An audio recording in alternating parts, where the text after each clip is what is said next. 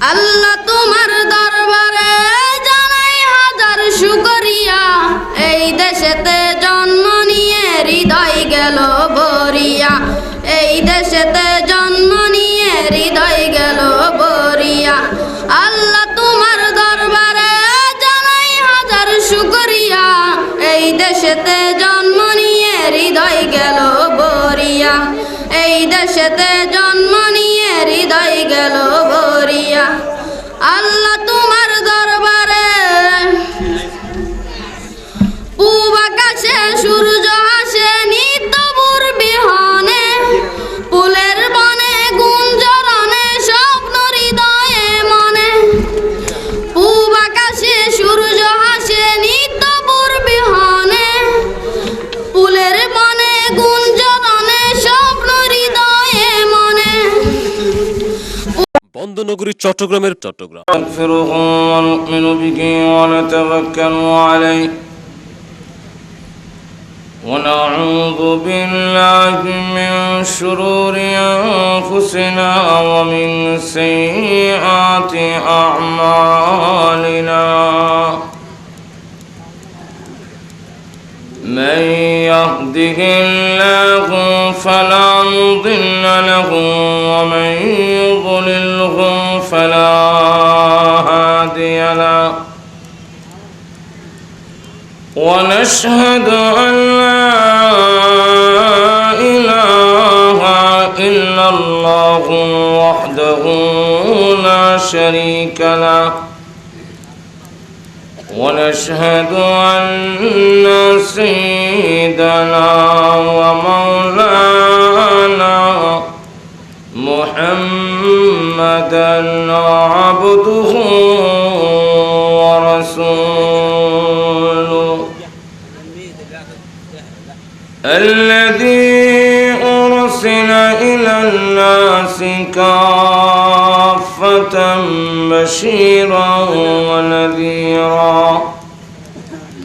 وداعيا إلى الله بإذنه وسراجا منيرا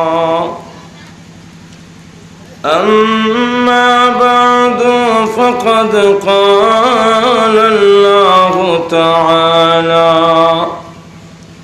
في كلامه المجيد وفرقانه الحميد أعوذ بالله من الشيطان الرجيم بسم الله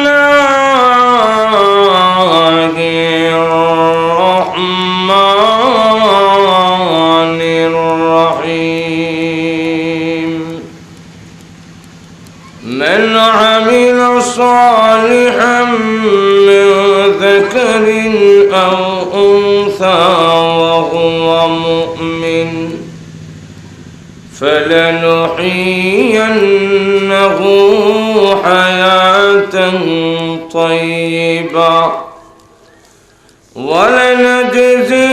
ولنجزينهم أجرهم بأحسن ما كانوا يعملون صدق الله العظيم صلى الله على سيدنا ومولانا محمد وعلى آله وأصحابه وسلم صلى الله على سيدنا ومولانا محمد وعلى آله وأصحابه وسلم بلغ العلا بكماله كشف الدجى بجماله حسنت جميع خصاله صلوا عليه ربنا آتنا في الدنيا حسنة وفي الآخرة حسنة وقنا عذاب النار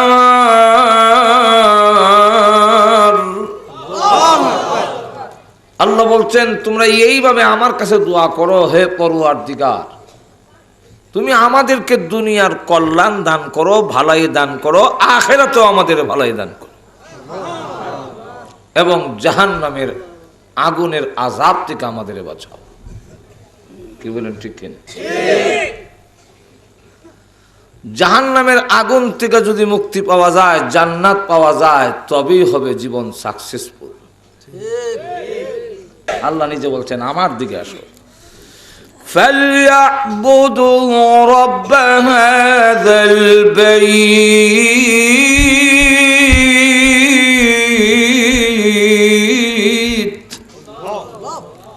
কাবাগরের মালিকের ইবাদত করো, তাহলে কি হবে?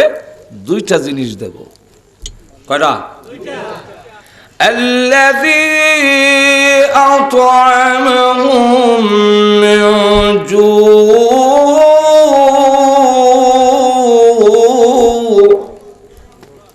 এক নম্বর হলো তোমাদের অভাব আমি আল্লাহ দূর করে দেব। কি দূর করবেন? ধনী বানাইবেন আল্লাহ বলেন নাই, কারণ ধনী বানাইলে অভাব যায় না, বাড়ে। আর তো এরকম ধনী হইলে অভাব আরো বাড়ে, স্বভাব নষ্ট হয়। আর তো জোরে কন আল্লাহ যা বলছেন তাই বাস্তব। জোরে কন ঠিক না? ঠিক না? শান্তি যদি পেতে চাও, আল্লাহ রাব্বুল আলামিন এই আয়াতের মধ্যে আল্লাহ আমাদেরকে দিক নির্দেশনা দিয়েছেন। দুনিয়া এবং দুনিয়ার শান্তি পরকালীন, আর যখন পরকালীন মুক্তি, পরকালীনও সেই সুখ শান্তি, পরকালীন আযাব থেকে মুক্তি পাইলেই শান্তি। শান্তি আর কমন লাগে না, জাহান্নামের আযাব থেকে রেহাই পাইলই শান্তির বাগান জান্নাত। যেরকম ঠিক কিনা? তাহলে আসুন ওই আয়াতের দিকে যাই। যেরকম ঠিক কিনা? আয়াতের মধ্যে আল্লাহ রাব্বুল আলামিন প্রথমেই বলছেন من عمل صالحا من ذكر أو أنثى পুরুষ হোক আর নারী হোক, এইভাবে আলাদাভাবে বললেন কেন? কোরআন শরীফে বিভিন্ন আয়াতের মধ্যে আল্লাহ পুরুষকে লক্ষ্য করে নির্দেশ দিয়েছেন। ইয়া আইয়ুহাল্লাযীনা আমানু, এ পুরুষ ঈমানদার, আকিমুস সালাহ, এ পুরুষরা নামাজ কায়েম করো, আতুজ যাকাত, এ পুরুষরা যাকাত দাও। পুরুষকে লক্ষ্য করে আল্লাহ বলছেন। কিন্তু কেন নারীকে আর আলাদা বলতে হয় না? পুরুষকে বললেই ভিতরে ভিতরে মহিলাকে বলা হয়ে যায়, আলাদাভাবে নারীকে বলার প্রয়োজন নাই। আর তো জোরে কন না, ঘুমাই গেছেন নাকি আল্লাহ জানে? না অসুবিধা হইতেছে? মহিলাকে আলাদা বলার দরকার নাই কেন? আমি আপনাদের বলি, মাথায় পানি দিলে আর ঠ্যাঙ্গ পানি দেওয়ানোর দরকার আছে জ্বর উঠলে? কেন? মাথায় হইল রাজধানী, শরীরের হেড অফিস হইল মাথা, এখানে হানি দিলে ঠ্যাঙ্গ ভিতরে দেওয়া অটোমেটিক হয়ে যাবে। পুরুষ হইল আসল, মহিলা হইল তার অধীনে। সুতরাং পুরুষকে হুকুম দিলে নারীকে আলাদাভাবে হুকুম দেওয়ার প্রয়োজন নাই। আচ্ছা, গাছ যদি কেউ কেটে লায়, ডাল কাটনের আর দরকার আছে? গাছ কাটলো তো ডাল কাটা করবো না, বুঝছে না? পুরুষ হইল মূল গাছ, তার ডালের নাম হইল নারী। আর একটু জোরে কম, কিভাবে এটা বুঝতে হইলে বলবো আপনাদের সামনে। আরো জোরে কম। আল্লাহ রাব্বুল আলামিন এক আয়াতে বলছেন, ইয়া আইয়ুহান নাসু তাকু রাব্বাকুমুল্লাযী খালাকাকুম মিন নাফসিন ওয়াহিদা وخلق منها زوجها وبث منهما رجالا كثيرا ونساء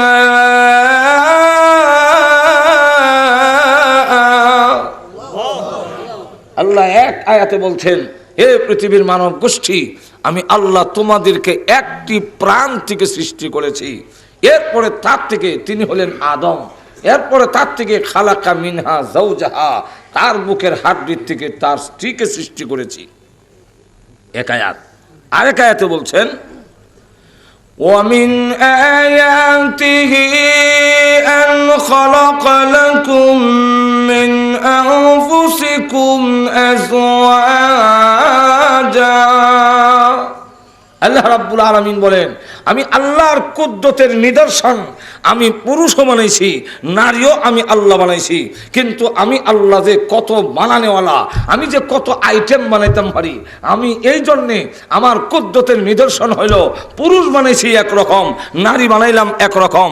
পুরুষ আর নারীর তার গঠনের মধ্যে কিছু ভিন্নতা, একরকম বানাইতে পারলে কোনো মেস্তর যদি হলো একটা আইটেম বানাইতে পারে, 2 নম্বর আইটেম বানাইতে পারে না।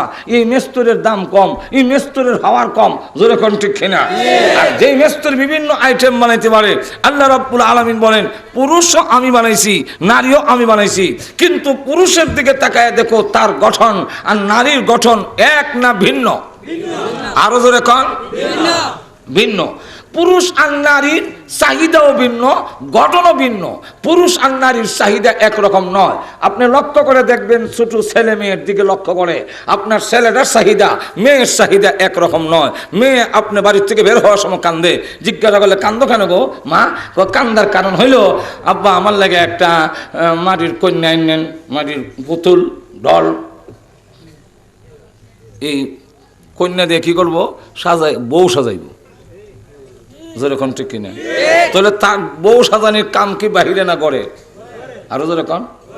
এরপরে কান্দে আমার লাগে ডেক ডেকসি আনেন, ডেক ডেকসি দিয়ে কি করবো? রান্না করবো। এটা কি বাইরে না করে? আর ছেলেরা কান্দে, কান্দস কেন? আমার লাগে একটা ফুটবল আনেন। ফুটবল দিয়ে কই খেলতো? বাইরে। তাহলে এর চাহিদা হইলো বাহিরের, আর মেয়ের চাহিদা হইলো ঘরের। আব্বা আমার লাগে একটা সাইকেল আনেন, কই দূরে তো? বাইরে রাস্তা। তো হইলো ছেলের চাহিদা হইলো বাহিরমুখী, মেয়ের চাহিদা হইলো ঘরমুখী। এখন লক্ষ্য করে দেখেন, পুরুষ আর মহিলার চাহিদা ভিন্ন, চাহিদা একরকম নয়। পুরুষ এবং মহিলার রুচিও ভিন্ন। হেরা দেখা যায় একটু টক হইলে, তেঁতুল হইলে খাইতে ভালো লাগে, এবং আবার ভর্তা সর্তা হইলে আর একটু ভালো।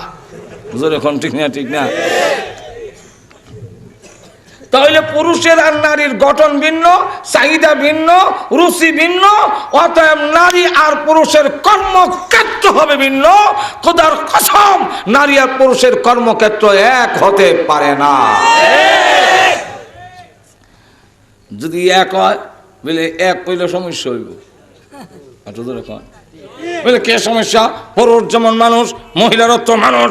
বলে মানুষ হইলেও কিছু ভিন্নতা আছে, যেরকম আছে না নাই? নারী আর পুরুষের কর্মক্ষেত্র যদি এক হয়, তাহলে নারীর ইজ্জত সম্মান রক্ষিত হবে না, বরং লাঞ্ছিত হবে। এই জন্য ইসলাম নারী আর পুরুষের কর্মক্ষেত্র ভিন্ন করে দিয়েছে। নারী আর পুরুষের কর্মক্ষেত্র এক হতে পারে। যেমন লক্ষ্য করে দেখেন, আমি তখন ঢাকা লেখাপড়া করি, আপনার অসুবিধা হইতেছে? ঢাকা যখন লেখাপড়া করি, তখন একবার একজন ভাষণ দিল, নারী দেশকে যদি সমৃদ্ধিশালী করতে হয়, দেশকে যদি একটি কল্যাণকর রাষ্ট্র হিসেবে গড়ে তুলতে হয়, দেশকে যদি একটি উন্নতশীল দেশ হিসেবে গড়ে তুলতে হয়, তাহলে নারী পুরুষে কাঁধে কাঁধ মিলায় কাজ করতে হবে। আমার উঠেছে হাসি। তার জন্য জিজ্ঞাসা, হুজুর আপনি আসলেন কেন? বলে এবার বক্তৃতা শুনি, আমার হাসি উঠছে। কি অসুবিধাটা কি? বলে অসুবিধা হইল, উনি যে বললেন নারী আর পুরুষে কাঁধে কাঁধ মিলে কাজ করতে হবে, নারী আর পুরুষে কি কাঁধে কাঁধ মিলে? এখন আমি যদি দেশে গিয়া জনসাধারণের ওয়াজ করে কই, ভাইয়ের আমার, দেশকে যদি সমৃদ্ধিশালী করতে হয়, তাহলে ফসলের উন্নয়ন করতে হবে। ফসল উন্নতি না হইলে দেশ সমৃদ্ধিশালী হবে না।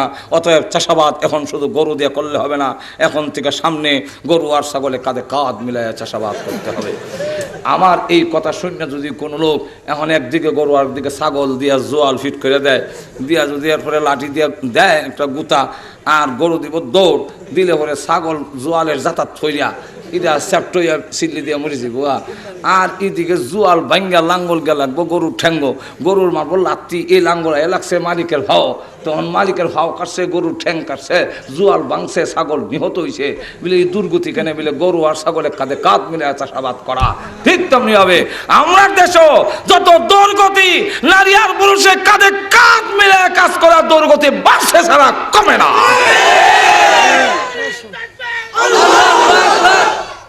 যাক দিল ঢাকা মেট্রোপলিটন পুলিশ বানাইয়া মহিলাকে মাথার মধ্যে ক্যাপ টুপি মাথার দিয়া আর সাফারি শার্ট গাও দিয়ে বন্দুক কান্দ দিয়া শহরের বলে ভাড়া দিব ঢাকা শহর মহিলারা।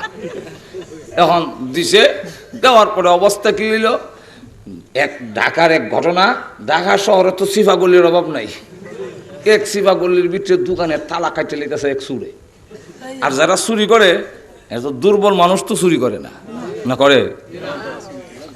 আমার এলাকার এক লোকের জায়গায় কেউ চুরি যাওনি হন, না হুজুর এখন আর যাই না, বলে কেন, বলে আমার নেয় না, সাথীরা আমার নেয় না, বলে কেলে নেয় না, আমার কাশ্মীরটা জায়গা।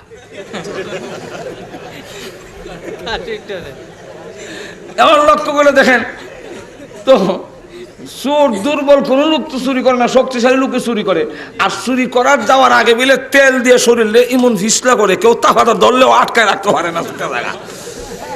এক দোকানের তালা কাটে লেগেছে, দুই মহিলা পুলিশ, একজনের নাম বদরুন্নেসা, একজনের নাম কামরুন্নেসা, ওই একদম দোকানের তালা কাটে লেগেছে, আমরা না শহরের রক্ষক, দৌড়াই গেছে। হ্যাঁ পিছনের দিকে তাকায় দেখে সিবা গল্লি বাত্তি বুত্তিও নাই, আর যা করে খুদা দুজনই তো জাগাত খার রয়েছে। আগে আসিল বদরুন্নেসা, বদরুন্নেসার বন্দুক সহ যাতায়াত ধরেছে, অবস্থা বেগতিক দেখে কামরুন্নেসা দাঁড়ায় কয়, বদরুন যদি না আবারও ছেড়ে ড্রাইভার। বদরুন্নেসা কয়, আমি তো কবি ছেড়ে দিছি, এ নহল আমারে ছাড়ে না। তো এতে মহিলা লাঞ্ছিত হবে, অপমানিত হবে, মহিলা সম্মানী জাতি, ইসলাম তাই মহিলাকে লাঞ্ছিত হতে দেয় না। মহিলা তোমরা হবে পয়গম্বরের মা, তোমরা হবে ওলি গাউস কুতুবের মা, তোমরা হবে শাহজালাল, শাহরান, আব্দুল কাদের জিলানী, মঈনুদ্দিন চিশতির মা। রাস্তাঘাটে তোমরা লাঞ্ছিত অপমানিত হতে পারো না, ঠিক কিনা? কিন্তু ওরা তোমাদের স্লোগান দিবে যে নারী অধিকার আমরা দেব, নারী, এগুলো বাটফাড়ি, জোরে কোন ঠিক কিনা? আমার লক্ষ্য করে দেখুন, ইসলাম নারীর ইজ্জত সম্মান সবচেয়ে বেশি দিয়েছেন। এত সম্মান আর ইজ্জত পৃথিবীর কোন ইসম, কোন তন্ত্রমন্ত্র দিতে পারে নাই, পারবেও না, জোরে কোন ঠিক কিনা? মানুষকে, আমাদের দেশের মহিলাদেরকে ধোঁকা দেখ, ইসলাম তোমাদের ইজ্জত দেয় নাই, সম্মান দেয় নাই, বরং ইসলাম মহিলাকে পুরুষের চাইতে বেশি সম্মান দিয়েছেন। বলে দিয়েছেন, ইসলাম ঘোষণা দিয়েছে মহিলাদেরকে মা জাতি, জোরে কোন ঠিক কিনা? মাতৃত্বের মর্যাদা দিয়েছে, সন্তানগুলোকে বলা দিয়েছে জান্নাত যদি পেতে হয় মার পায়ের নিচে তালাশ করো, তোমাদের জন্য জান্নাত মার পায়ের নিচে রেখে দেওয়া হয়েছে। ইসলাম ঘোষণা দিয়েছে, যেই মহিলার ঘরে প্রথম কন্যা সন্তান হবে ওই মহিলা ভাগ্যবতী। আর আমাদের সমাজের লোকেরা মনে করে ছেলে যদি প্রথম হয়, কাহারে তেলি সারা বিয়া করাইছিলাম, প্রথমে ছেলে হয়েছে মাশাআল্লাহ কপালওয়ালা, আর যদি কয় মেয়ে হয়েছে কাহারে ভাড়া কপাল। কিন্তু আল্লাহ নবী বলেন, মেয়ে যদি আর চলে বুঝবে ওই মেয়ে ভাগ্যবতী, তোমার ভাগ্য ভালো। আল্লাহ নবী বলেন, যেই ঘরে কন্যা সন্তান হয় আল্লাহ রাব্বুল আলামিন ওই ঘরে রহমতের ফেরেশতা দিয়া ঘরটাকে পরিপূর্ণ করে দেয়। ফেরেশতারা এসে ওই মেয়ে বাচ্চার মাথায় হাত রেখে বলে, প্রভু গো, এক দুর্বলের ভিতর থেকে আরেকটা দুর্বল বের হয়ে এসেছে, আল্লাহ তুমি এই ঘরে রহমত নাজিল করো। আল্লাহ নবী বলেন, ও আমার উম্মতেরা, তোমাদের যদি কারো ছেলে এবং মেয়ে থাকে, বাজার থেকে যদি চকলেট অথবা বিস্কিট নিয়ে আসো, ছেলের হাতে আগে দিও না, মেয়ের হাতে আগে দিও রে, এটা আমি বিশ্ব নবীর সুন্নাত। এখানেও ছেলের চাইতে মেয়ের মর্যাদা বেশি দিয়েছেন। যেরকম ঠিক কিনা? লক্ষ্য করে দেখুন, আল্লাহ নবী বলেছেন, বিশ্ব নবী বলেছেন, কারো যদি 3টা মেয়ে হয় আর এই মেয়েকে দিন শিক্ষা দিয়া নামাজি ছেলের কাছে বিয়ে দিতে পারে, এতটুকু খরচ যে করলো, মেহনত করলো, আল্লাহর নবী বলেন ওই মা বাবার জন্য আল্লাহর তৈরি জান্নাত ওয়াজিব হয়ে যায়। সাহাবী একজন দাঁড়ায় বলেন, ইয়া রাসূলুল্লাহ, কারো যদি 3 জন না হইয়া 1 জন হয়, আল্লাহর নবী বলেন 1 জন হইলো জান্নাত ওয়াজিব হয়ে যাবে। কিন্তু 3টা ছেলে পারলে বালা দেখে বিয়া করে তাহলে জান্নাত ওয়াজিব কোনো হাদিস নেই। ঘুমাই গেছেন নাকি আল্লাহ? না অসুবিধা হইতেছে? কেন নবীজি ঘোষণা দিলেন? এর কারণ হইল দুনিয়ার মানুষগুলো ছেলে পালার মধ্যে, ছেলে লালন পালন করার মধ্যে দুনিয়ার স্বার্থটা বেশি দেখে। আসলে ছেলে মেয়ে লালন পালন করার মধ্যে গিয়া মেয়ে লালন পালন করার চাইতে ছেলে লালন পালন করার মধ্যে দুনিয়ার স্বার্থ বেশি। মেয়ে লালন পালন করে বড় হবে, আরেকজনের বাড়িতে চলে যাবে। যেরকম ঠিক কিনা? আমার কোনো অধিকার থাকবে না, স্বামীর অধিকার চলে যাবে। এই মেয়ে আমার বরণ পোষণের দায়িত্ব নিবে না। ছেলে যদি আমার হয় তাহলে এটা বড় হইলো আমার বাড়িতে থাকবে, বরণ পোষণের দায়িত্ব আমার নিবে, রুজি রোজগার করলে আমার ফান্ডে এসে জমা হবে। যেরকম ঠিক কিনা? তাহলে দুনিয়ার স্বার্থ বেশি ছেলে পালন করার জন্যে। এই জন্যে আল্লাহর নবী ঘোষণা দিয়েছেন, মেয়ে লালন পালন যদি করো আখিরাতের বড় স্বার্থ হবে রে উম্মত। এই দিকে লক্ষ্য করে মেয়ে লালন পালন করলে তোমার জন্যে আল্লাহর তৈরি জান্নাত ওয়াজিব হয়ে যাবে। শুধু তা না, আমাদের দেশে কারো যদি মেয়ে হয় ছেলে হয় না, ওই স্বামী তার স্ত্রীকে শুধু দমক দেয়, আরেকটা বিয়ে করে এলাম বলে কেন লেগে আমার তো ছেলের দরকার। মা যদি কইতো বলে আমিও আরেকটা বিয়ে বই যাবো, এটা কয় না। আচ্ছা মহিলার কি দোষ? মহিলা তো তারও তো আকাঙ্ক্ষা ছেলে হওয়ার। অথবা অনেক সময় নির্যাতন করে মহিলারা দিশা মিশা না পাইয়া বাধ্য এখন কি করবে? স্বামী তো খালি মেয়ে, 4 জন মেয়ে হয়েছে, এখন 5 নম্বর যে গর্বে আছে কি আছে তাও জানে না। আখারে এবারও যদি মেয়ে হয়ে যায়, আমার জামাই তো বড় বিরক্ত হবে। মেয়ে দিশা মিশা না পাইয়া বাবার দরবারও গিয়া মাজারের মাটি ফেরো লাগায় বাবা একটা খাসি নিয়ে আইসি, আবার এই 4টা মেয়ে হয়েছে, এবার যে ফেটে আছে কি জানি না, আবার খাসিটা আমার ছেলে বানাই দিলাম। আরো উল্টো হতে গিয়ে ইমান শেষ। একটু জোরে কম। এর কারণ সঠিক জায়গায় গেছে না ভুল জায়গায় গেছে? সন্তান দেওয়ার একক ক্ষমতা কার? আরো জোরে চিৎকার দিয়ে বলে এই ক্ষমতা কার? কোন পীর আউলিয়া সন্তান দিতে পারে না। আল্লাহ বলে গায়ে বইসিয়া রসুলের দন গুন্না অন্য কইরা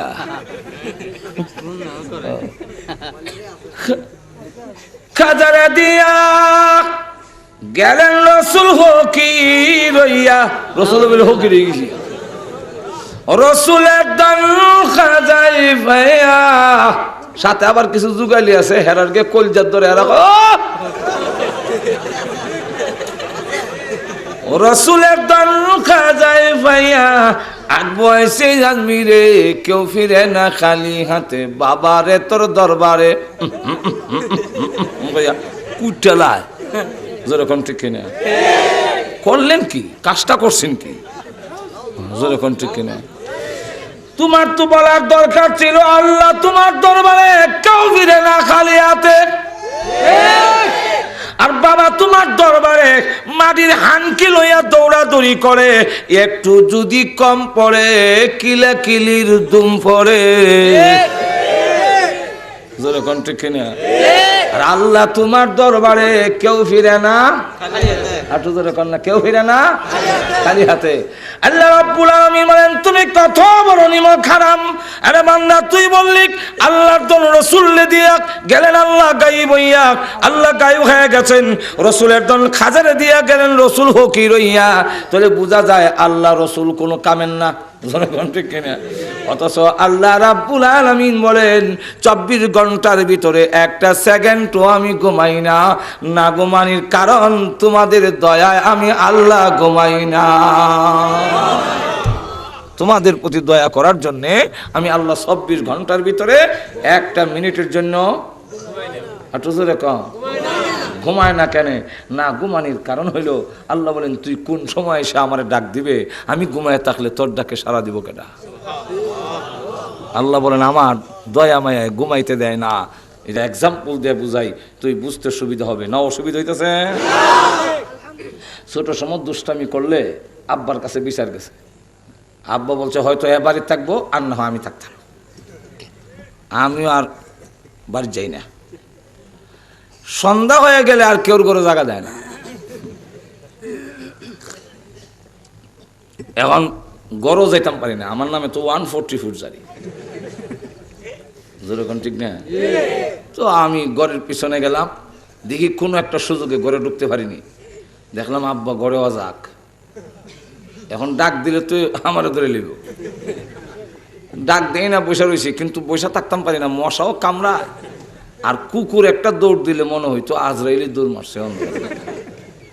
শেষে বাধ্য হইয়া বেড়ার গর্ত আওয়াজ করতাম, এমনি আব্বা মার সঙ্গে সঙ্গে হয় এটা বিলাই দেয়া, এটা বড় দুষ্ট, এটা খালি বেড়া ভেঙ্গেলা রাগ বিলাই, আমি আইয়া কটা দিল ওই ঠিক হইবে।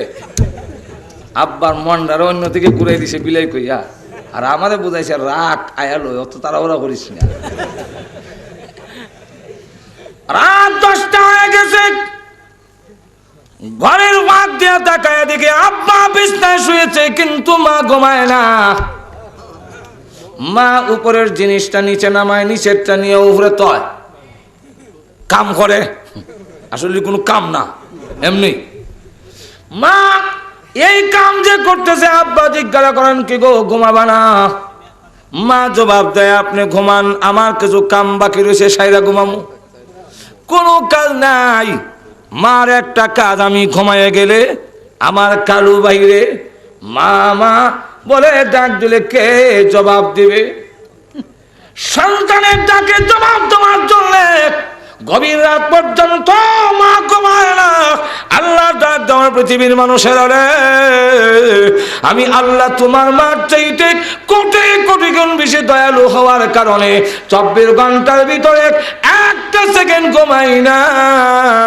কোন সময় তুই আমি আল্লাহকে ডাক দিবে?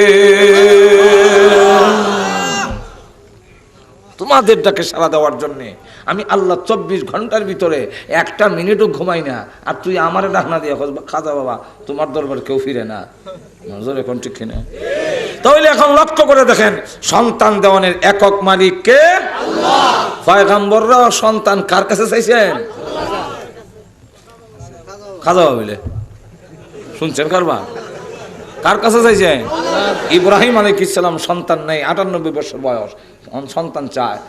রব্বি হাবলি মিনাস সালিহিন,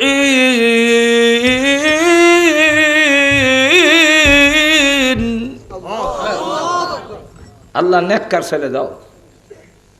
আল্লাহ জবাব দেয় ফাবাশশারনাহু বিগুলামিন হালিম।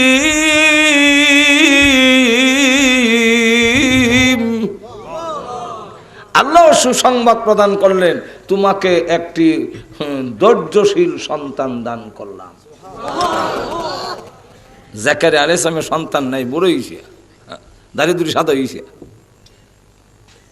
কিন্তু ডাক দেয়া কয় হুনালিকা দাআ জাকারিয়া রাব্বাহ قال رب هب لي من لدنك ذرية طيبة إنك سميع الدعاء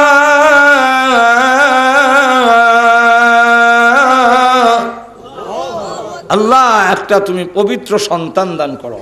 আল্লাহ তার দেখো জবাব দিয়া বলেন, ইয়া জাকারিয়া ইন্না নুবাশশিরুকা বিগুলাম,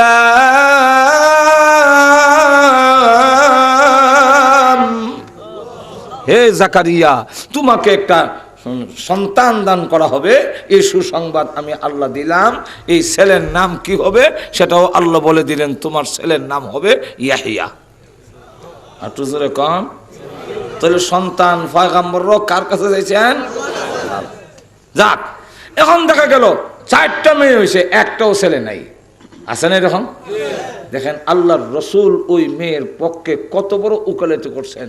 আল্লাহর রসুল বলেন, ও মেয়ের বাপ তুমি মনক্ষুণ্ণ হইও না, আমার 4টা ছেলে মেয়ে, একটাও ছেলে নাই, আরে কপাল গেছে আমার শেরইয়া। বলে না না, তুমি আক্ষেপ করো না, তুমি মেয়ের বাপ, আমি বিশ্ব নবী মেয়ের বাপ। তুমিও মেয়ের বাবা, আমিও মেয়ের বাবা। কিয়ামতের কঠিন ময়দানে তোমার হাসর হবে আমি বিশ্ব নবীর সাথে। এর চাইতে বড় সুসংবাদ আর কি হতে পারে? জোরে কোন ঠিক কিনা? ইসলাম নারীর অধিকার যা দিয়েছেন, যে সম্মান দিয়েছেন, পৃথিবীর কোন ইজম দিতে পারে না। নারীর পক্ষে যারা কথা বলে, উকিলাতি দেখায়, এরা আসলে একটারও মতলব বলা নয়, দেখায় একটা করে আরেকটা। এদের উদ্দেশ্য এবং মতলব খারাপ। এরা বলে নারীর অধিকার আমরা দেব, নারীর ইসলাম দিতে পারে নাই, আমরা দেব সমান অধিকার। ইয়া আল্লাহ, সমান অধিকার কইয়া এটা একটা বাটফারি। নাকি বাটফারি? কেমনে বাটফারি?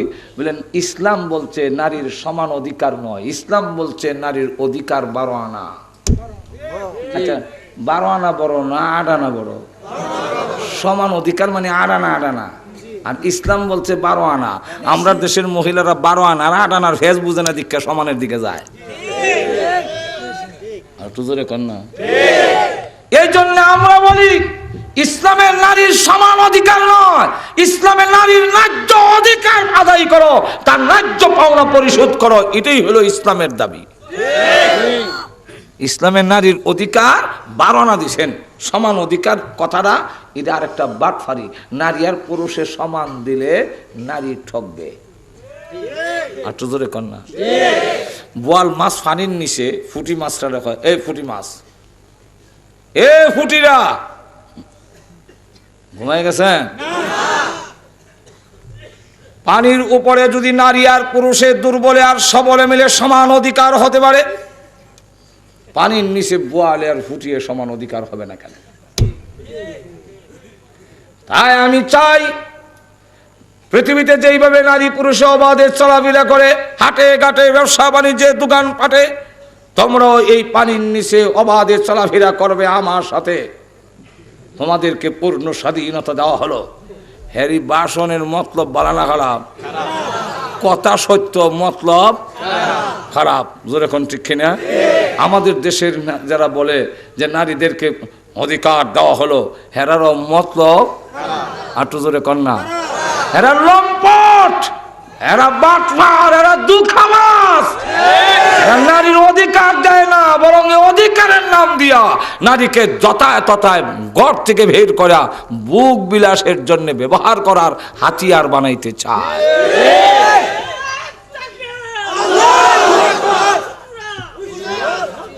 রাখবে না, এখানে ইসলামের শত্রু করতে গেছে। এখন লক্ষ্য করে দেখেন, আমি আপনাদের কিছু এক্সাম্পল দিলে বুঝে নেবেন। ইসলাম বলছে নারী আর পুরুষের সমান দিলে নারী ঠকে দেব, সমান দিলে নারী ঠকবে। বলি এটা কেমনে? বলি এটা আপনারা সহজে উদাহরণ দিয়ে বুঝাইলে বুঝে ফেলবেন। আমি আমার ছাত্র জীবনায় বাড়ির থেকে মাঠ কোনাকুনি যাই, তো রাস্তার মধ্যে গিয়ে দেখি একবার ক্ষেত চাষাবাদ করতেছে, একদিকে একটা বলদ আরেকদিকে একটা গাভী। কারণ এবার 2টা বলদ নাই, এরকম আছে না অনেক, একটা গাভী আর একটা বলদ। তো মাঝখানে যে একটা দেয়, এটা আমরা রাখা জোয়াল। জোয়াল ছিলেন তো? জোয়ালের মাঝখানে একটা কাঠি থাকে, দেখছেন তো? এটা কে এর কাঠি? সমান অধিকারের কাঠি, সমান। এই 2 দিকে জোয়ালটা সমান, মাঝখানে মিডিলে কাঠিটা।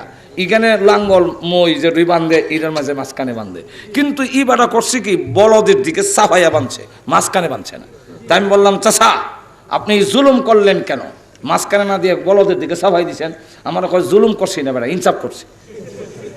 আমি এটাই ইনসাফ হইলো কেমনে? তুমি ছাত্র মানুষ বুঝবা না, আরো বড় হও। আমি বললাম চাচা বড় ইয়াই আপনার ফাইনা না হয় কি বিশ্বাস? মাঝখানে দিলে বেটা গাইটা ঠকবো। হ্যাঁ এটা কেমনে ঠকবে? মাঝখানে দিলে আবার ঠকবে কেমনে? সমান অধিকার বুঝোস না, দুই দিক থেকে ঠকবো। বলে কেমনে চাচা বোঝান একটু? বলে গায়ে বাছুরও দেয় দুধও দেয়, আর বলদে বাছুরও দেয় না দুধও দেয় না। গায়ে বাছুরও দেয় আর বলদে কিচ্ছু না। কিতা লেদা সেনা তো দেয় কিচ্ছু দেয় না, এরকম না। দেয় লেদা দেয় সেনা দেয়, মাজুর এখন ঠিক কিনা। গায়ে বাছুরও দেয় দুধও দেয়, বলদে বাছুর দেয় না দুধ দেয় না। এখন যদি বাছুরও দেয় দুধও দেয় আবার জোয়ালটা সমান টানে, আর বলদে বাছুরও নাই দুধও নাই জোয়াল সমান সমান, তাহলে জোয়ালের টানা সমান হইল, কিন্তু বাছুর আর দুধ দেওয়ান যে বিষয় হয়ে গেল গাইটা ঠকে যাবে। এই কারণে গায়ে যখন বাছুর দেয় দুধ দেয় জোয়ালের বুজারা কম টানতো। এটা হইলো এই বলদ তুই যখন বাছুরও দেস না দুধও দেস না বুজারা বেশি টান, এটা হইলো আমি মালিকের ইনসাফ। যেরকম ঠিক কিনা? ঠিক তেমনি ভাবে আল্লাহ ডাক দিয়া বলেন নারীরা বাচ্চাও দিবে, বাচ্চাকে দুধও খাওয়াবে। আবার ব্যাংক অফিস আদালত সব জায়গায় দোকান পাট সব জায়গায় বুঝা যদি সমান টানে, আর পুরুষরা তোমরা বাচ্চাও দিবা না দুধও খাওয়াইতা না, আবার বুঝারাও মহিলারা অর্ধেক বন্টন করে দিবা। এটা দুঃখাবাজি আর বাটফারি ছাড়া কিচ্ছু হইতে পারে না। এই কারণে আল্লাহ রাব্বুল আলামিন বলেন মহিলারা যখন বাচ্চা দেয় দুধ খাওয়াইবো বাচ্চারা 2 বছর, আর তোমরা যখন বাচ্চাও দিতে না বাচ্চার লাত্তিও খাইতা না দুধও খাওয়ানির কষ্ট ভোগ করবে না, অতএব সমাজের বোঝারা বেশি টানবা। এটা হলো আমি আল্লাহ মালিকের ইনসাফ। আমরা দেশের তথাকথিত নারীবাদীরাও হেরাও দেখায় দেখ সমান অধিকার দিলাম মানে ব্যাংক অফিস আদালত সব মেম্বার সম্মানিত দিয়েছি বেতন দিয়েছি। তো এটা কি দিত? ওই যে মেয়ে লোকের যে বাচ্চা ফেটো রাহুল লাগে বলে এইটা আল্লাহ দিছে, দুধ খাওয়ান লাগে যে কয়টা আল্লাহ দিছে। চিন্তা করেন কেমন বাটপা। হ্যাঁ সমান অধিকার যদি হইতো তাহলে পার্লামেন্টে আইন পাস করো, একটা বাচ্চা যদি মার পেটে হয় পরবর্তী বাচ্চাটা ইনজেকশন দিয়ে বাবার পেটে পৌঁছাইয়া দেওয়া হবে। 1 বছর যদি দুধ খাওয়ায় মা, পরের বছর বাবা টান দেয় না হবে ওখান থেকে আমার বুকা খা, ইনজেকশন দিয়ে বুক ফুলে দিয়েছি খা আমার জোরে কম দেখি না ঠিক না। এটা যদি করতে না পারো তাহলে তোমাদের বুঝা অর্ধেক করে নারীর মাথায় দেওয়ার নাম সমান অধিকার হতে পারে না। যেরকম ঠিক কিনা ভাই আমার শুনের জন্য বলতেছিলাম আল্লাহ রাব্বুল আলামিন বলেন বিভিন্ন আইটেম আমি বানাইছি, নারীও বানাইছি পুরুষও বানাইছি, কিন্তু আমি আল্লাহ রাব্বুল আলামিন পুরুষকে আবার প্রত্যেকটা পুরুষের বুকের বাঁকা হাড়বির থেকে তার জোড়া বানাইলাম। আমার হাড়বির থেকে আমার বউ বানাইছেন, আপনাদের হাড়বির থেকে আপনাদের স্ত্রীকে আল্লাহ বানাইছেন। কেন বানাইলেন? আদমকে তামাম পৃথিবীর মাটির সার নির্যাস থেকে বানাইলেন। আদম শব্দের অর্থ হইল ফার্সিতে বলা হয় রুয়ে জমিন, বাংলা বলা হয় ভূপৃষ্ঠ। পৃথিবীর এমন কোন জায়গা নাই যে জায়গার মাটি আদমের বডিতে লাগানো হয় নাই। আরেক কামলা মাটি এনে আমাকে কেন বানাইলেন না? কেন আমার জোড়া আমার বুকের হাড়বির থেকে বানাইলেন? আল্লাহ রাব্বুল আলামিন বলেন তোমাদের জিন্দেগি আজওয়াজাল লিতাসকুনু ইলাইহা, তোমরা যাতে ঘরে গিয়া শান্তি পাও এর জন্য আমি কামনা করছি। আলাদা যদি বানাইলেই একজনের প্রতি আরেকজনের দরদ হবে না, মহব্বত হবে না। আর মহব্বত যদি না হয় আল্লাহর কসম জিন্দেগি তো পরিবারে কোনোদিন শান্তি হবে না। স্ত্রীর প্রতি যদি আপনার মহব্বত থাকে, স্ত্রীর কিছু আচরণ, তাহলে আপনার কাছে কষ্ট লাগবে না, বরদাস্ত করা সহজ হবে। স্বামীকে যদি স্ত্রী মহব্বত করে জেনে রাখুন আল্লাহর কসম স্বামীর কোনো খারাপ আচরণ যদি অনিচ্ছা সত্ত্বেও হয়ে যায় স্ত্রী বরদাস্ত করতে পারবে, যেহেতু স্বামীকে সে মহব্বত করে। আর ঠিক কিনা? আল্লাহর নবী বিশ্বনবী রাহমাতুল লিল আলামিন তিনি গোসল করতেছেন জল চকিতে বসে। আম্মা জান আয়েশা রাদিয়াল্লাহু আনহা পানি ঢেলে দেন। নবীজি ডাক দিয়ে বলেন আয়েশা গো পানি লাল হয়ে যায় কেন, সাদা পানি ঢালি? আম্মা জান আয়েশা বলেন ওগো নবীজি আপনার জল চকির নিচে আমার পায়ের একটা আঙ্গুল পড়ে গেছে। আপনার শরীরের চাপে আমার আঙ্গুলটা ফেটে রক্ত ঝরতেছে, পানি লাল হয়ে যায়। আল্লাহ নবী বলেন, আয়েশা তুমি আমাকে কেন বললে না? ও শব্দ কেন নাই? কোনো উফ শব্দ তুমি করলে না? ওগো আয়েশা, তোমার আঙ্গুল ফেটে গেল, আমাকে বললে তো আমি দাঁড়াইতাম, আঙ্গুলটা বেঁচে গেল। আম্মা জান আয়েশা বলেন, ওগো নবীজি, আমি আপনাকে আমার নিজের প্রাণের চাইতে কোটি কোটি গুণ বেশি ভালোবাসি। ওগো নবীজি, আমার আঙ্গুল কেন? আল্লাহর কসম করে বলি, আমার কলিজা যদি আপনার চোল চোখের নিচে পড়ে টুকরা টুকরা হয়ে যেত, তথাপি নবীকে দাঁড় করানির কষ্ট আমি আয়েশা কোনোদিন করাইতাম না। ভালোবাসা যখন আসবে তখন দেখা যাবে তার পক্ষের অনেক কষ্ট আপনার সহ্য করা সম্ভব হবে। এই হলো দুনিয়ার জীবনের সুখ শান্তি হওয়ার জন্যে আল্লাহ বলেন, আমি তোমাদের বুকের হাড্ডির থেকে বানাইলাম যাতে একে অন্য আবার জান্নাতে যাবার সময় জোড়া জোড়া যাইবা, জোড়া জোড়া জোড়া জোড়া। স্বামী স্ত্রী একজন আরেকজনের আঙ্গুল ধইরা কিয়ামতের কঠিন ময়দানে একজন আরেকজনের আঙ্গুল ধরে জান্নাতে যাওয়ার জন্য হুকুম দেওয়া হবে, যদি দুজন জান্নাতি হয়। আর এমন যদি হয়ে যায় স্ত্রীর আমল ভালো কিন্তু স্বামীর আমল এত ভালো না, আল্লাহ বলবেন, স্ত্রী গো, ও মহিলা তুমি জান্নাতে যাও। মহিলা জান্নাতের টিকিট লইয়া বলবে, আল্লাহ জান্নাতে যাওয়ার সিস্টেম জোড়া জোড়া, আমার স্বামী কই? বলা হবে না, তোমার স্বামীর এত আমল হয় নাই যার ফলে জান্নাতি হতে পারে। মহিলা তখন ডাক দিয়ে বলবে, প্রভু গো, জান্নাতের টিকিটটা নিয়ে যাও, আমি যাব না যতক্ষণ পর্যন্ত আমার স্বামীর অনুমতি না দেওয়া হবে। আল্লাহ ডাক দিয়ে বলবেন, আমি টিকিট দিয়ে ফেরত নেওয়ার অভ্যাস আমি আল্লাহর নাই, এটা ছোট লোকের কাম দিয়ে ফেরত নেওয়ান। আমি আল্লাহ টিকিট দিলে ফেরত নেই না, বলে ফেরত না নিলে আমার স্বামী যে জান্নাতি হবে না তা আমি যাব কেমনে? আল্লাহ তখন ডাক দিয়ে বলবেন, ও মহিলা, তোর দরখাস্ত মঞ্জুর করে তোমার স্বামীর জিন্দেগির অপরাধ আমি আল্লাহ মাফ করে দিলাম। আবার যদি স্বামী জান্নাতি হয়, স্ত্রী জান্নাতি না, আমলে হইতে পারে না, আল্লাহ তখন ডাক দিয়ে বলবে, ও মহিলা এদিকে যাও। হ্যাঁ, স্বামীকে বলবে যাও, বলে আল্লাহ আমি জান্নাতে যাব, আমার বেগম সব কই? বলে এটা উপযুক্ত হইছে না। বলে আল্লাহ যদিও এত আমল করতে পারে নাই, কিন্তু আমি ফজরের সময় শীতের সময় উঠলে দেখছি পানি গরম করে বদনাদা রেডি করে রাখছে।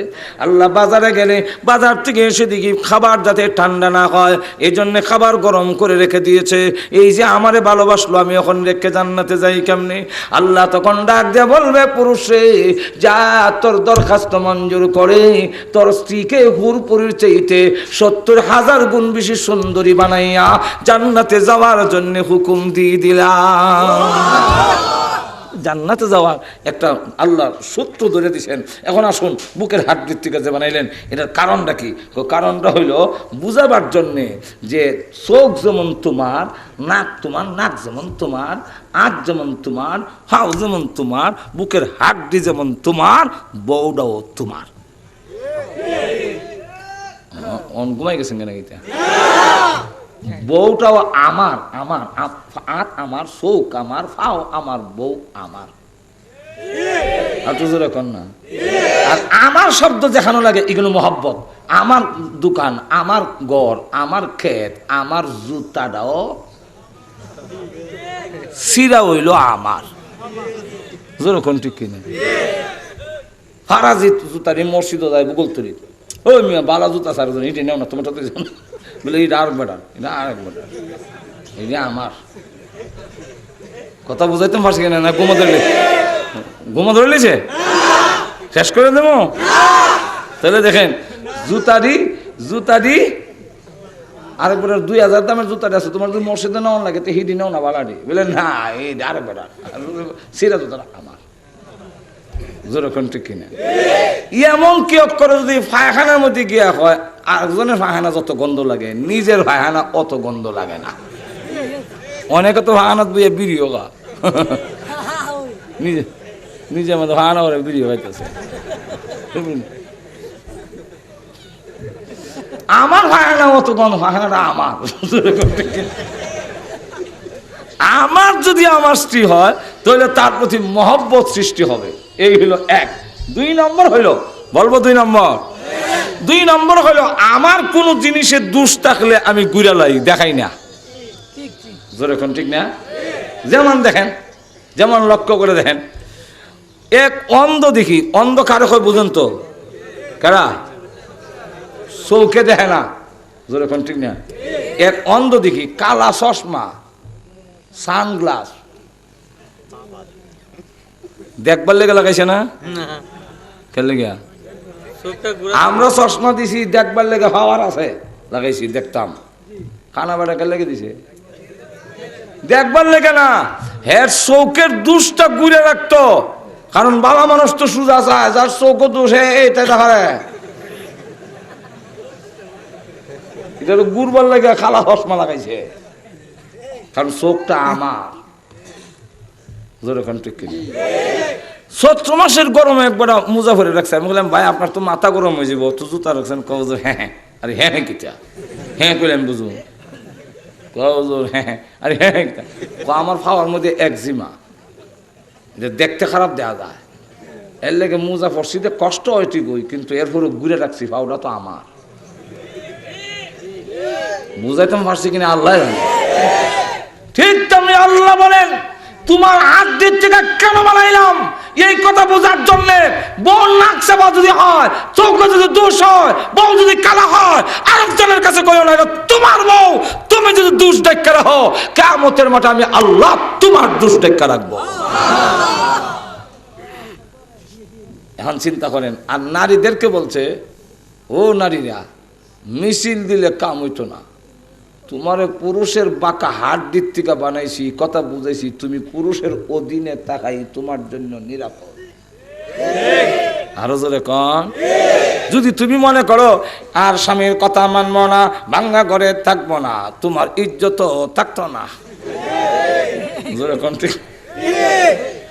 মহিলা যদি ইজ্জত সংরক্ষণ করন লাগে, তোমার যদি সতীত্বের হেফাজত করতে হয়, তুমি যদি তোমার ইজ্জতকে রক্ষা করতে হয়, পুরুষ নামক শক্ত একটা লোক তোমার পাশে থাকলে তার অধীনে থাকারই তোমার জন্য নিরাপদ।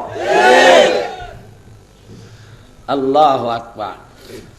উদাহরণ দিয়েও বুঝাইতাম নি, আরো জোরে কন। আল্লাহ, মহিলার দাম বেশি, সম্মান বেশি, ইজ্জত বেশি। তাহলে আপনারা বলতে পারেন হুজুর ইজ্জত বেশি হলো তো তাহলে তো নেতৃত্ব মহিলারা তো তখন লাগে, হ্যাঁ ওই তখন লাগে। বলে না, নেতৃত্ব দেয় সম্মান দীক্ষা না, নেতৃত্ব দিতে হয় যোগ্যতা দীক্ষা। স্বর্ণের দাম বেশি লোহার চাইতে, যেরকম ঠিক না? এখন কুদাল বানাইয়া মাটি কুড়ার নেতৃত্ব দিতে গেলে কুদাল বানায় স্বর্ণ দিয়া না লোহা দিয়া? দা বানায়, হাতুড়ি বানায়, আর স্বর্ণ দিয়া কুদালও না, দাও না, কোনো কিছু না, কানের ঝুমকা বানায়। এটা খালি সুন্দরের লেগা, এখন ঠিক কিনে। আর গলার মধ্যে নেকলেস বানাইছে, ওখান দেখা যায় সামলা মহিলাও ফর্সা হয়েছে। আর কানের মধ্যে যেদিন স্বর্ণ পরে, একদিন মহিলারা ইচ্ছা করে মাথাটা বেশি লড়ায়। বাচ্চা অসুস্থ, আপনি বললেন তুমি সারাদিন কষ্ট করেছো, এবার আমার কাছে দাও। এখন আপনি নিয়া সারাদিন দোকানদারি করিয়া, ওই যে জ্বর উঠছে বাচ্চা, বাচ্চা লইয়া ঘুমাইছেন, কান্নো না কান্নো না কান্নো না কইতে কইতে আপনি নিজে ঘুমাই গেছেন। বাচ্চার কান্দা হই না, আবার অজা কইছে, অজা কয় না বুকান না, ঘুমাই গেছি। একবার, দুইবার, তিনবার, যখন এটা করছে চারবার সময় করাচ্ছে, এখন ঠিক কিনা? আর সহ্য হয় না। কিন্তু মা লক্ষ্য করে দেখলেন, ডান দিকে নিয়ে ঘুমাইছে, বাচ্চা কান্দে, মা বাম দিকে নিয়ে যায়, বাম দিকে কান্দে, বুকের উপরে নিয়ে আসে, এরপরে কান্দে, আস্তে করে পরে দেখা কান্দে বন্ধ হয় না, আস্তে করে খাট পালং থেকে নিচে নেমে নিচে আড়াআড়ি করে, তথাপি বাচ্চারে চট দেয় না। জিজ্ঞাসা করলাম কেন গো, বিছনার থেকে নিচে নেমে গেলে? বাচ্চার আওয়াজ শুনে যদি আপনার গুসা উড়ে আমার বাচ্চারে যদি চট দেন, আমার কলিজায় আঘাত লাগবে, এই জন্য আমি বিছনার থেকে আলাদা হয়ে গেছি। মার সহ্য হয়। আল্লাহ বলেন এই ধৈর্য আমি মহান আল্লাহ দান করেছি। ভাইরা আমার, এই হলো কাজের মধ্যে কার কোন কাজ হবে তাই আল্লাহ বুকের হাড্ডির থেকে বানাইলেন। গেল 2। 3 নম্বরটা বলবো। 3 নম্বর হলো হাড্ডিরা 4টা পর্দার ভিতরে। কটা পর্দা? কেমনে? একটা হইলো উপরের চামড়া, দেখবেন গসার লাগলে, ফাক্কার মধ্যে গসার লাগলে চুল্লা জায়গা রক্ত আয় না, জলে পরে কিছু চামড়া উঠে জায়গা, এটা হইলো উপরের হালকা চামড়া। আর একটা চামড়া হইলো গুস্তটা রেজাটা টাইট করে বাইন্দা তুসে 2টা। 3 নম্বরটা হইলো আড্ডির উপরে গুস্ত, তো কটা হইলো? 4 নম্বরটা হইলো আড্ডির উপরে হালকা একটা আবরণ ফেসাইল, তো কটা হইলো? এই 4টা। 4 পর্দার ভিতর থেকে বানাইয়া আল্লাহ ইঙ্গিতে বুঝাইছেন জন্মগত ভাবে পর্দার ভিতরে তাকাই তোমরা নিরাপদ। কথা বুঝছেন? পর্দার বাইরে যাইবা এটা খাইলিব হাজর এখন ঠিক কিনা? এটা আমরা আব্দুর রহমান জামি সাহেবের ওয়াজ ঘুমাই গেছেন কেন? বলে ইয়ে বলে শিয়ালে বিলে খাওয়ান হয়েছিল না, এরপরে বলে ম্যাপ পরে নদীর ফারা আডে আর যা আর দেখে কাঁকড়া গাতার উঠছে, তো বলে মুরগি যখন খাইলাম না তো আজকে কাঁকড়াই খাইয়ে যাই। তখন কাঁকড়া তো গর্তের ভিতরে, বাইরে না হইলে কেমনে খাইব? জোর এখন ঠিক না? তখন যদি কয় বাইরে খামু বাড়িব। আমরা ওই সমস্ত লম্পট বাটফাররাও মহিলারা যদি গড় থেকে না বাইর করে তো কেমনে খাইছো? এর লেগে আর কয় তোমাদেরকে স্বাধীনতা দেওয়া হয়েছে, এই দেওয়া হয়েছে, সেই দেওয়া হয়েছে, মানে খাইতাম বিত্রের উদ্দেশ্য হইলো খাইলি তো। কিন্তু কাকড়া কয় গীতা আরে শিয়ালে গর্তের ফারে গিয়া, এখন কাকড়া না বাড়িতে তো খাইতে পারতো না, তো গিয়া কয় কাকরি মা করি ওগো পরমা সুন্দরী বাহিরে আয় নমস্কার করি।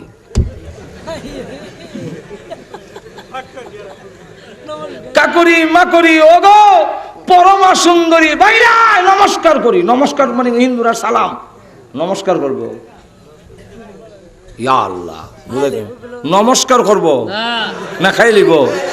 বৃত্তের নিয়ত কিতা খাও, মুখে কিতা নমস্কার।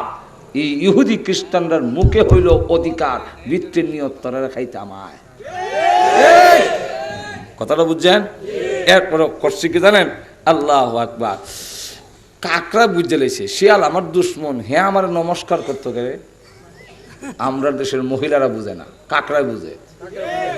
আমার নবীর থেকে বেশি দরদি ইহুদি খ্রিস্টানরা, আল্লাহর থেকে দরদি বেশি ইহুদি খ্রিস্টানরা। এটা আমাদের দেশের মহিলারা বোঝে না যে আল্লাহ এবং নবীর চাইতে ইহুদি খ্রিস্টান আমাদের বেশি দরদি হতে পারে না। আমরা কি কয়? তখন ডাক দেয়া কয় 2 নম্বর হলো নমস্কার দিলে আমি বাড়িতাম করে, গর্তের ভাত থেকে কইলি তুই নমস্কার তো তুই ভাইলাই, তো অধিকার দিতে গিয়ে আমি বাড়িতাম খানি, আমার গরদেম না। যেরকম ঠিক কিনা? এমনি কাকড়া ডাক দেয়া হয় আজকের দিনটা মেঘলা মেঘলা বাপ, যেরকম ঠিক না? শিয়ালে বিলে বাড়ির সাথে দেখো কোনো মুরগি ভাই না, মেঘ পড়ে, হঠাৎ করে দেখে গাছের ডালও এক মুরগা উঠতে বই রয়েছে। কক যেমন কইছে তুই দি উফরে এমনি কক কইস আজান এই ডালো থেকে দিলে কি হইব? নিশা নাম নামাজ সরি, নামাজ সরি নাম শিয়ালে নামাজ সরব। এই মুরগা আজান দিস নামাজ না, এবেলে আজান দিছে ওই কক করে কক যে কইছে আল্লাহ বুঝাইতে পারতাছে না, কুক করে কুক কয় না মুরগা। তো শিয়ালে কয় আজান দিস গাছের ডাল এখানে নিচে নামাজ না, নামাজ সরি নামাজ সরব না খাই দিব। বিত্রে খাওয়ানোর নিয়ত, উপরে দেখো নামাজ। শিয়ালের আওয়াজ হইলে তখন শিয়াল আইতেছে কুত্তা, এমনি শিয়াল জাগা। মুরগা ডাক দেখো কিরে শিয়াল নামাজ না পড়বি? ইমাম আইছে তা জাজগা খেলে, আমি তো মুয়াজ্জিন। এখন ঠিক কিনা?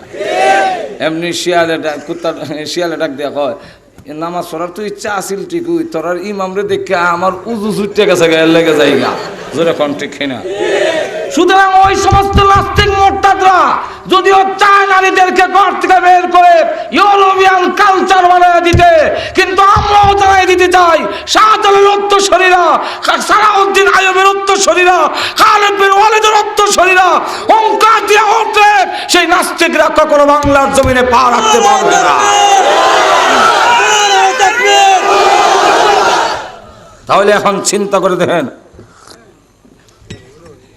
ডাক দিয়া কয় উজু বলে ছুটিয়েছি তো ডাক আজকে কাকড়া জব দেয় আজকের দিনটা মেঘলা মেঘলা মা বাপ শরীরে উঠছে জ্বর আজকের নমস্কারটা বাহিরে থেকেই কর এখন ঠিক না নমস্কার করার যে উদ্দেশ্য তাই আমি বাড়িতাম করে রে মাজুর এখন ঠিক কিনা ভাইয়ের আমার তাহলে আসুন পর্দার ভিতরে আড্ডিটা যেটা থাকে এটা যদি অপারেশন করে সব ফালাই দিয়ে খালি আড্ডি দেখা যায় কিছুদিন পরে দেখা যাবো কালো হয়ে গেছে গা মর হয়ে গেছে গা ভেঙে গেছে গা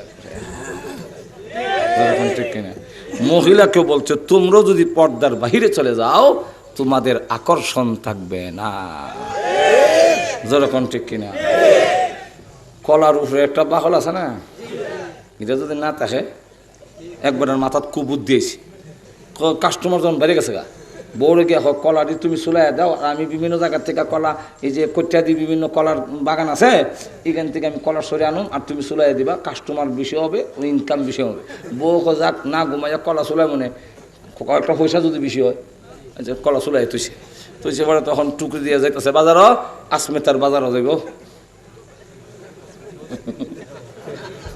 আসমেতার বাজারও গিয়া উঠবো এখন যাইবার সময় ট্রাক গেছে উল্টা দুলা উড়াইয়া দুলা বলো যে রাখছে বাজারে যেতে কলার কালার বদলে গেছে বাজারে যখন গিয়া বসে এখন দেখে রস পরে রস এই রসের গন্ধ হইয়া মাছ আইয়া ভ্যানম্যান করে তাও বালা মাছে না ফেসাব কানা যে কালা কালাটা এটা ভ্যানম্যান করে এখন কাস্টমারের দিকে ইন্না নিলে আজকার কলা লাগতো না ভেজে গিয়া ওনার কাস্টমার আসে না খালি মাছই কাস্টমার এখন এই ফসা কলা লইয়া বাইর যদি আয় বউ মার বসকা এখন কি করবো রে ফালাইতো যায় দোকানদার ফসা কলা কেন ফালাই এখন কই ফেলাইতো তো মাথাত কই আডে আর কয় ও ভাই কে আছো কলার খরিদ্দার কলার পিছনে আছে 1 টাকা কইরা পুরস্কার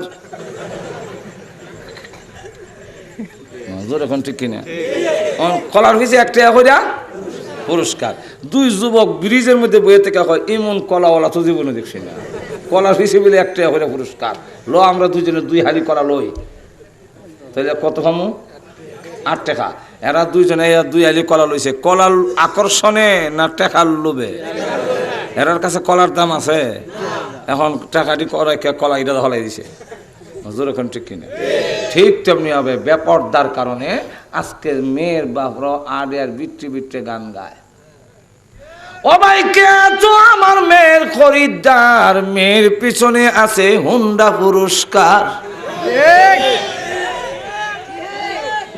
এখন ঠিক কিনা ও ভাই কে আছো আমার মেয়ের খরিদ্দার মেয়ের পিছনে আছে ফ্রিজ পুরস্কার ছেলেরা কয় বিয়া তো করতাম আসতাম না তো হুন্ডা যখন পাওয়া যায় আর একটা মাজুর এখন ঠিক কিনা পর্দার বিধান যদি না থাকে নারী পুরুষ যদি অবাধে চলাফেরা হতে থাকে পর্দার গুরুত্ব কেন কেন পর্দার দরকার পর্দা না থাকলে এই দেশে আর নারী গ্রহণ করার কোনো চাহিদা থাকবে না বিয়ার কোনো চাহিদা থাকবে না আল্লাহ রাব্বুল আলামিন বলতেছেন যে ওই বুকের হাড্ডির থেকে বানাইলাম এই ঘরের ভিতরে তোমরা পর্দার ভিতরে থাকার জন্য হাঁটু জোরে কয় রাখ এখন আসুন সামনের দিকে যাই তো মহিলারা এসে বলেন ইয়া রাসূলুল্লাহ ইয়া হাবিবাল্লাহ ওগো আল্লাহর নবী পুরুষকে লক্ষ্য করে খালি আল্লাহ হুকুম দেয় বোঝা যায় আমাদের কোনো দাম নাই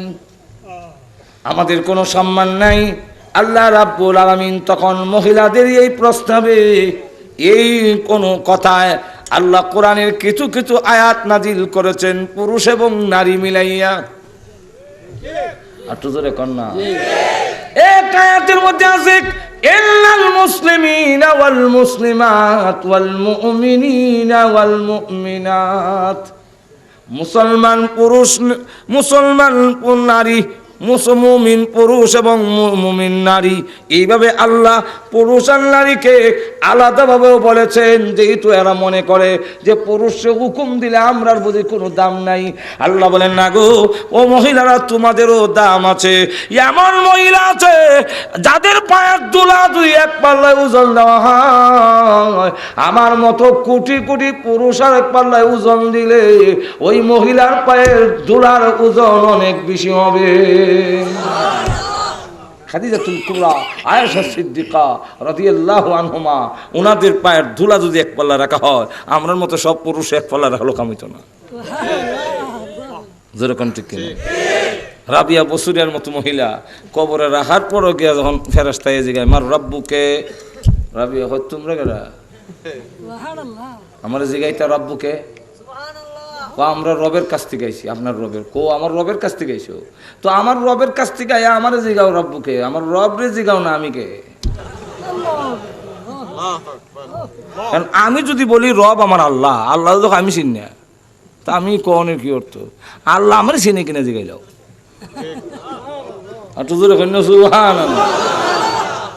এরপরে তোমরা যে শান্তি গাইছো আমার জিজ্ঞাসা করার জন্য আল্লামা থানভী রহমতুল্লাহ পছন্দিদা ওয়াকিয়াত কিতাবের মধ্যে আনছেন, কয় যে রাবিয়া জিজ্ঞাসা তোমরা যে শান্তি গাইছো কতটুকু দূরে? বলে 500 বছরের রাস্তা। বলে আমি যে শান্তি দুনিয়াতে আইছি 1000 বছর রাস্তা। বলে 3.5 হাত মাটির নিচে আইছেন।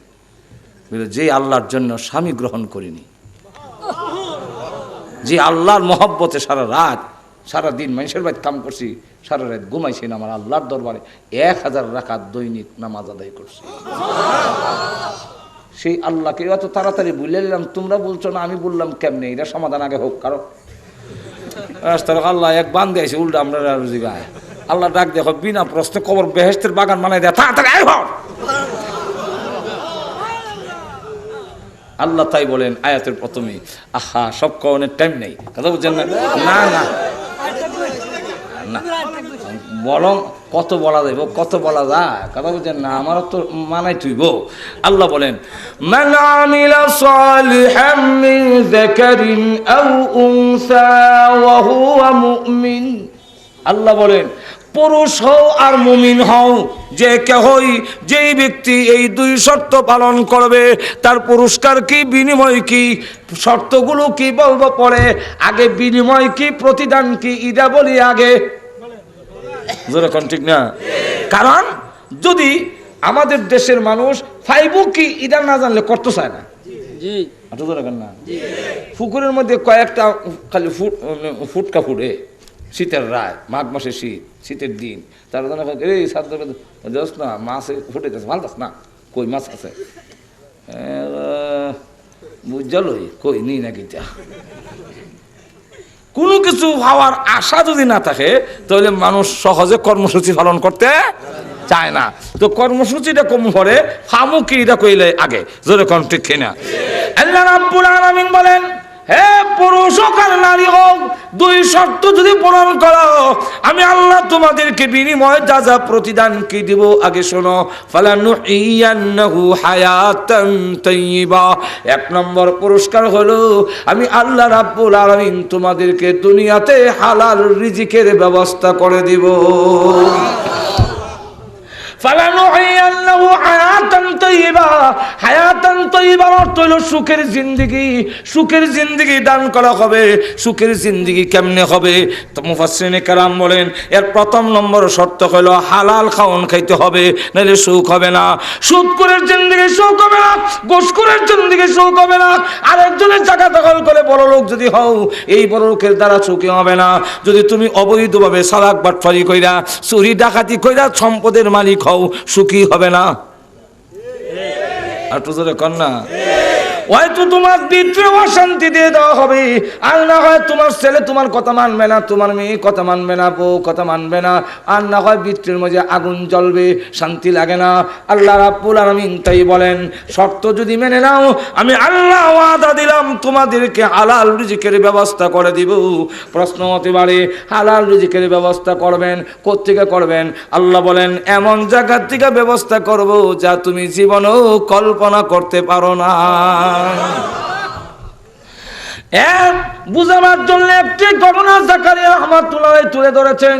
ঘটনা হলো ইরাকের এক ডাকাত সমস্ত ডাকাতগুলো বন্টন করে দিয়ে এক জায়গায় তিনি দাঁড়ায় আছেন।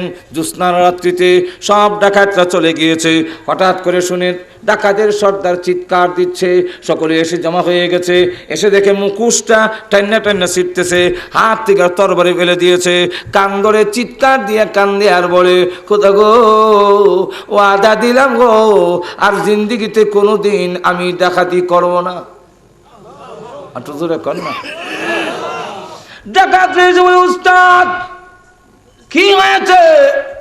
হঠাৎ করে তওবা করলেন, কারণটা কি? উনি বলেন তওবা করার কারণ হইল আমার পাশে দুইটা খেজুর গাছ, একটা জিতা আর একটা মরা। আমি তাকায় দেখি ওই মরা গাছটার মধ্যে কোনো খেজুর নাই, জিতা গাছের মধ্যে একটা পাখি খেজুর পেড়ে পেড়ে মরা গাছের মুখের মধ্যে নিয়ে রাখে। আমি জানতে চাইলাম কি কাকে এই খাওয়ান দেয় এত গভীর রাত? পাখি না ঘুমাইয়া খাওয়ান কার কাছে নিয়ে যায়? কাছে গিয়ে দেখি বিরাট বড় একটা অজগর সাপ আসমানের দিকে হা করে আছে, তার দুইটা চোখ নষ্ট। সে যেন বোঝাচ্ছে, খোদা গো তুমি না বলেছ আসমান থেকে তুমি রিজিক দাও, আমার তো ক্ষেত কামার নাই, সন্তান আমাকে খাবার দিবে সিস্টেম নেই। ওগো খোদা দুইটা চক্ষু নষ্ট হয়ে গেছে, রুজি করে খাইতাম পারি না, তুমি আমার মুখে খাবার পৌঁছাইয়া দাও। এই সাপের মুখে খাবার পৌঁছাবার জন্য পাখি নিযুক্ত কইরা যদি আল্লাহ সাপের মুখে খাবার দেয়, এই দৃশ্য দেখে আমার ভিতরে অনুশোচনা সৃষ্টি হয়ে গেছে। ওগো আল্লাহ, আমি তো সাপ নই, আমি আশরাফুল মাখলুকাত, আমার সম্মান তো ফেরেশতাদের চাইতেও অনেক বেশি। আল্লাহ আমার মুখে আমি কেন গো ডাকাতি করব? আমার মুখে কি তুমি বৈধ পন্থায় খাবার পৌঁছাইতে পারো না? তাই আমি তওবা করলাম রে, জিন্দেগিতে আর কোনোদিন ডাকাতি করব না।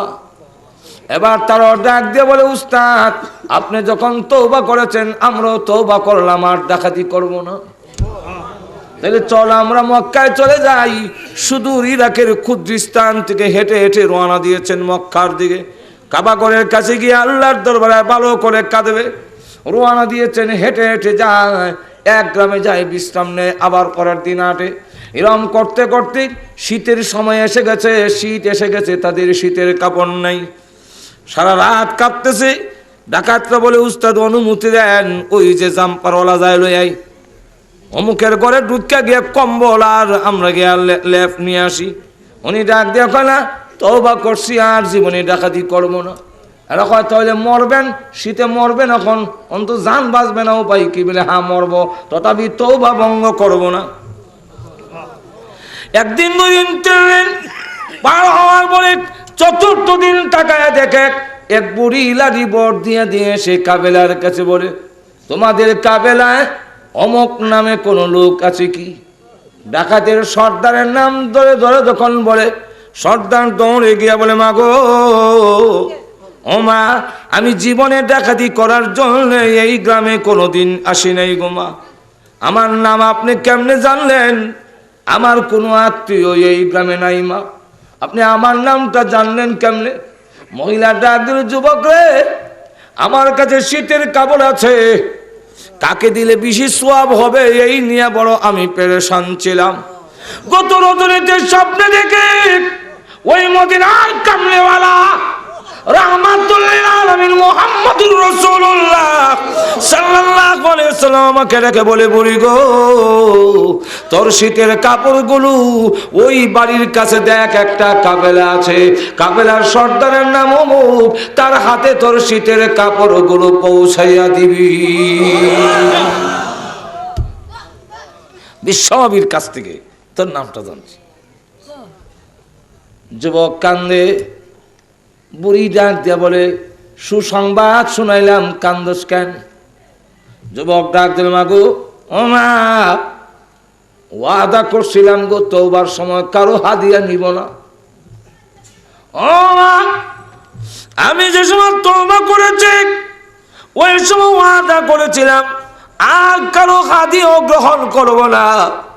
জীবনে বহুদিন মানুষের মাল খাইছি, আর খাবো না, কিন্তু আজকে গো মা আপনার হাদিয়াগুলো আমার গ্রহণ করতে হয়, কারণ আপনার এই স্বপ্নের মধ্যে হাদিয়া দেওয়ার মধ্যে ইঙ্গিত পাওয়া যায় মহান আল্লাহ আমার মতো গুনাহগারের তওবা কবুল করে ফেলেছে।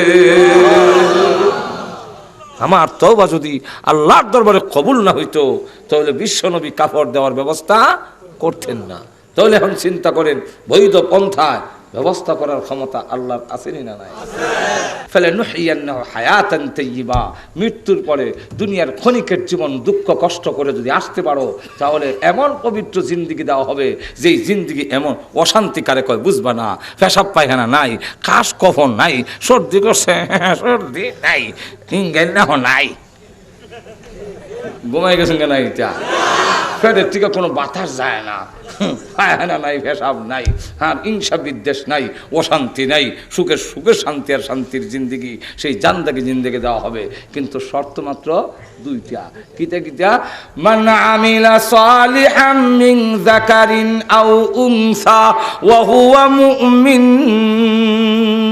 তুমি মুমিন হও, মুমিন অবস্থায় 2 নম্বর শর্ত হইল, প্রথম শর্ত তো মুমিন হইতে হবে।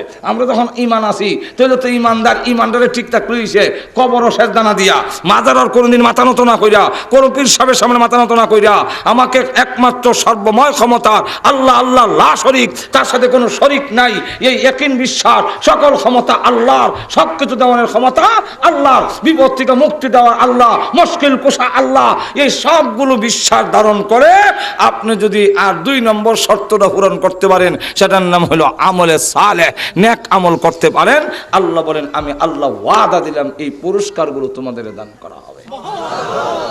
আল্লাহ আমাদের সকলের তৌফিক দাও, সকলে বলেন আমিন। ওয়া আখিরু দাওয়ানা আলহামদুলিল্লাহি রাব্বিল আলামিন। দোয়া হবে, কেউ উঠবেন না। আলহামদুলিল্লাহ।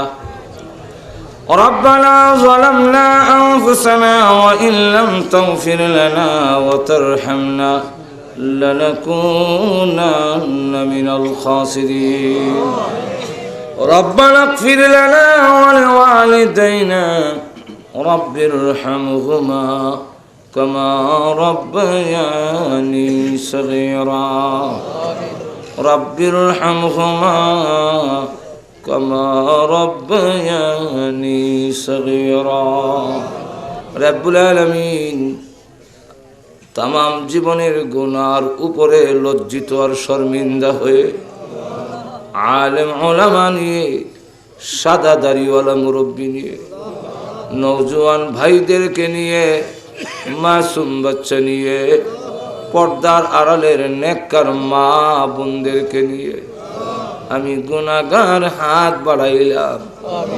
মেহেরবানি করে গো জিন্দেগির গুনাহ মাফ করে দাও। আল্লাহ জানি না আজকের এই মোনাজাত কার জন্য জীবনের শেষ মোনাজাত। কত মানুষ ঘুমায় আর উঠে না, কত মানুষ ঘর থেকে বের হয় আর ঘরে ফিরে আসে না। আল্লাহ জানি না কার জন্য কাফনের কাপড় দোকানে জমা হয়ে গেছে। মৃত্যু আসার আগে আগে মেহেরবানি করে আমাদের মাফ করে দাও। মৃত্যু আসার আগে আগে আমাদের মাফ করে দাও। রব্বুল আলামিন তুমি যদি মাফ না করো, বলো না আমরা কার কাছে যাব, কোথায়? আমাদের তো যাইবার আর কোনো জায়গা নাই। রব্বুল আলামিন সব গুনাহ থেকে তওবা করলাম, আমাদের মাফ করে দাও। আল্লাহ আমরা যে যে উদ্দেশ্যে তুলেছি প্রত্যেকের নেক আশা পূরণ করে দাও। আমাদের মধ্যে যারা অসুস্থ আছেন সুস্থ করে দাও। আয় আল্লাহ আমাদের সন্তানগুলোকে নামাজি দিনদার বানায়া দাও। আমাদের স্বামী স্ত্রীর মধ্যে মিল মহব্বত বাড়ায়া দাও। আল্লাহ এই এলাকার নারী পুরুষ সকলকে নামাজি বানায়া দাও। আয় আল্লাহ আজকের মাহফিল আয়োজন যারা করেছেন, শোনার জন্য যেই ভাইরা এসেছেন, মা বোনেরা এসেছেন, আল্লাহ সকলের টাকা দিয়া, পয়সা দিয়া, বুদ্ধি দিয়া, শ্রম দিয়া সাহায্য যারা করেছেন, সকলের জন্য এই মাহফিল কিয়ামতের মাঠে মুসিবতের দিনে বিপদের সময় আল্লাহ নাজাতের উসিলা বানায়া দিও। রব্বুল আলামিন আল্লাহ তাআলা আমাদের পক্ষ থেকে লাখ কোটি দুরূদের সালাম সোনার মদিনা পৌঁছাইয়া দাও। যত মুমিন মুমিনাত কবরে ঘুমাইয়াছেন সকলের কবরের আযাব মাফ করে দাও। আল্লাহ বিশেষ করে আমরা রাত বানাইলাম, জানি না গো কার মা নাই, কার আব্বা নাই। আল্লাহ মা বাবার কথা বলতে পারি না। আমি আমার মার কলিজায় কত লাথি মারছি, কত রাত গেল গো, আমি আমার মাকে ঘুমাইতে দেই নাই। আল্লাহ সকালে বের হইলে সন্ধ্যার আগে বাড়িতে না গেলে আমার মা পাগলের মতো হয়ে যেত। আল্লাহ ঈদের সময় বাড়িতে যেতে না পারলে সকলের ঈদের আনন্দ হইল, আমার মার ঈদের আনন্দ হইত না। ওই মা যাদের নাই গো আল্লাহ মার কবরে আযাব দিও না, আল্লাহ আব্বার কবরে আযাব দিও না। আল্লাহ ভালো জিনিস খাইলো না, ভালো কাপড় পরলো না, টাকা খরচ হয়ে যাবে, সবকিছু রেখে দিয়া শূন্য হাতে ওই বাঙ্গা কবরে ঘুমাইয়া আছে। বাড়িতে গেলে স্টেশনে নেমে দেখতাম আব্বা আমার জন্য দাঁড়াই রয়েছে। আবার বিদায়ের সময় গাড়িতে উঠে পিছনের দিকে তাকায় দেখি গাড়ি ছেড়ে দিয়েছে, আব্বা বিদায় হয় না। আমার গাড়ির দিকে তাকাইয়া চোখের পানি ছেড়ে দিয়ে কান্দেন। ওই আব্বা যাদের নাই আল্লাহ আব্বার কবরে মার কবরে আযাব দিও না, মা বাবার কবরকে জান্নাতের বাগান বানায়া দাও রব্বুল আলামিন। দাদা দাদি নানা নানি শ্বশুর শাশুড়ি আত্মীয় স্বজন যারা যে যেখানে কবরে ঘুমায় আছেন গো সকলের কবরের আযাব মাফ করে দাও। আমাদের উস্তাদ পীর মাশায়েখ যারা দুনিয়াতে নেই ওনাদেরকে জান্নাতের সুউচ্চ মাকাম দান করো। আল্লাহ যারা দুনিয়াতে আছেন হায়াতে তাইয়্যিবা দাও। আল্লাহ যতদিন দুনিয়াতে রাখো আল্লাহ তোমার হুকুম তোমার নবীর তরিকা মতে চলবার তৌফিক দাও। দ্বীনের জন্য আমাদের কবুল করে নাও। আল্লাহ যেদিন মরণ দাও ঈমানের সাথে মরণ দিও। আল্লাহ ক্যান্সার আর এইডসের মতো মহামারী দিও না। আল্লাহ আমাদেরকে আল্লাহ হার্ট বাল কিডনি নষ্ট করে দিও না, ব্রেন জবান নষ্ট করে দিও না, প্যারালাইসিস দিয়ে বিছনায় ফেলে রেখে মরণ দিও না। আল্লাহ রাস্তাঘাটে গাড়ির নিচে ফালাইয়া বেইজ্জত করে মারো না, আগুনে পোড়াইয়া পানিতে ডুবাইয়া মারো না। আল্লাহ যেদিন মরণ দাও জুম্মার দিনে নামাজের সেজদার মধ্যে মালাকুল মউত পাঠাইয়া দিও। ربنا تقبل منا إنك أنت السميع العليم وتب علينا إنك أنت التواب الرحيم سبحان ربك رب العزة عما يصفون وسلام على المرسلين والحمد لله رب العالمين آمين برحمة